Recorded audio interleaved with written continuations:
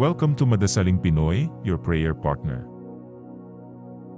Ngayon po ay Huwebes sa ika-4 na linggo ng Pasko ng Pagkabuhay. Ang mabuting balita ng Panginoon ayon kay San Juan.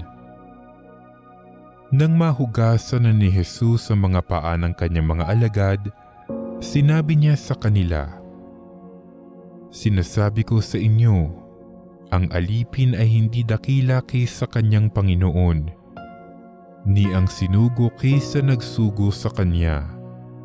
Kung nauunawaan ninyo ang mga bagay na ito at inyong gagawin, mapapalad kayo. Hindi para sa inyong lahat ang sinasabi ko. Nakikilala ko ang aking mga hinirang, ngunit dapat matupad ang nasasabi sa kasulatan. Ako'y pinagtataksilan ng taong pinakakain ko.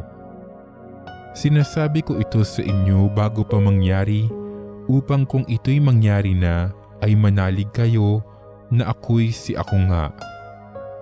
Tandaan ninyo, ang tumatanggap sa sinugo ko'y tumatanggap sa akin, at ang tumatanggap sa akin ay tumatanggap sa nagsugo sa akin."